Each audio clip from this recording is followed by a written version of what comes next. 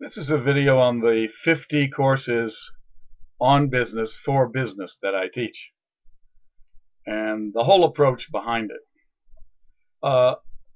If you believe that the top MBA programs are not evil, then go away, stop listening to this video. You're too stupid for me to deal with. To hell with you and anybody related to you that's been influenced by your stupidity.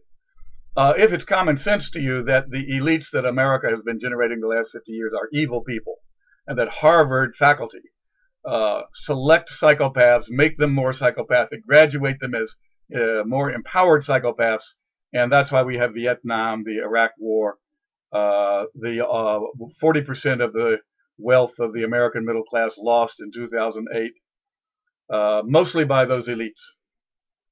So if you don't mind that, if you think that's a fine way to educate people and that elite, highly ranked places can do no wrong, then you're a fool and you're too stupid for me, and don't listen to my videotapes. And, go listen to some second-rate person at Harvard.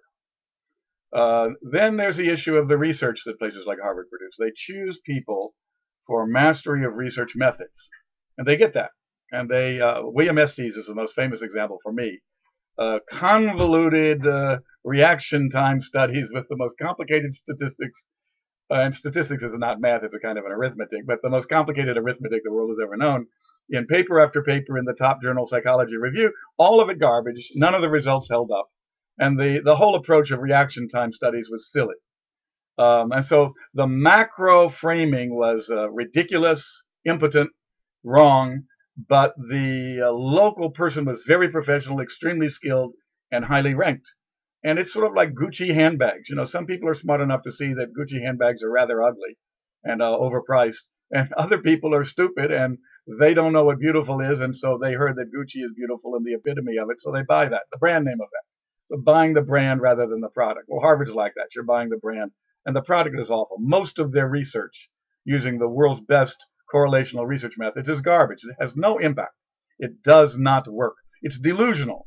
And in fact, it hides psychopathic greeds behind it, which we saw in 2008, done by tens of thousands of Harvard grads. Now, Harvard's not the only person doing that. I would say all the top 5 or 10 MBA schools, except McGill and Sloan, are subject to that. McGill and Sloan are different. And to a certain extent, Chicago is different. Oh, Chicago is way over on right-wing finance mania side. But McGill and Sloan made a genuine effort to honor and teach the Japanese methods, although Sloan quickly gave up and wimpified it by having one token professor from Japan. And instead of the 20 professors they would have needed to be serious about the impact of Japan on worldwide business practices. So for 15 years in the 1970s and 80s, the whole world learned business from Japan, not the top MBA programs. And then from the 1980s to the 2005, the whole world learned business from Silicon Valley, not the top 10 MBA programs. So, if you go to a top 10 MBA program to learn business, there's something wrong with your head. And there's something really, really wrong. And employers will quickly find out. Now at Xerox, at least on the West Coast in Park, MBAs were a disease, and you tried to find, and if you couldn't find, you and some managers got together and invented a fake project to throw them at, because headquarters would send a bunch of them every year, and we had to get rid of them somehow safely so they wouldn't mess anything important up. So we'd invent fake projects and send them on that. And fortunately, they have no common sense, no business sense. They're only interested in looking important. And if you give them a lot of chance to throw PowerPoints at senior-looking people, they feel important, and that's really what they're in the game for, just insecure little monkeys wanting to be higher-ranked monkeys, in the tree. And so, you could occupy them for a couple of years before they caught on that this was fake. They were being fed status peanuts instead of power peanuts. And but it took them about 2 years to figure that out, because these guys have no sense. They went to a top 10 MBA program to learn something. I mean, you got to be a little slow. So I try to undo the harm done by those top 10 MBA programs. And since I can't find anybody but McGill serious about doing it, and since McGill doesn't know me and I don't know them and they're so cold, I thought I'd do it myself in a warmer climate. And so I have my 50 courses. I've had 2 clients for them, and they work well. And here's the way they are. The first is reading. And 90% of the intellectual value of an MBA is to create a reading habit in people who don't read, and to create a category of managers and leaders who actually have brains that have been made to work. They've actually done brain work rather than just talk about it or read executive summaries. And so getting people, now most people don't read in high school, and they don't read in college anymore. The web has sort of made that worse. And so getting yourself in front of somebody who's actually read 200 books recently in the last year or two, that amazes. And when you do job interviews after having read 200 books on a topic, the interviewers just throw up their hands and sing hallelujah. Let's invent a better job for this guy, because he's really overpowered for the kind of stuff we actually were searching for. He can do like 10 times more of what we need than the usual people we hire.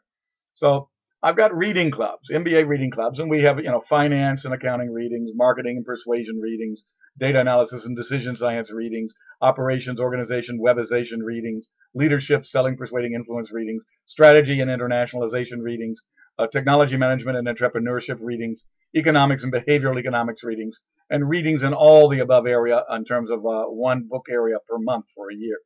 Now, these are reading clubs, and what happens is I run them, and I choose the best books in those areas from the top 10 colleges, and then I pick the key chapters and the key ideas in those books, and then in public I read them, structurally read them, diagramming the 50 to 200 main points of each of the key chapters, with an extra column of commentary on competitor theories and ideas, and whether any of these theories or ideas work, or whether they're just cover stories for psychopathic greeds, like the finance of Milton Friedman.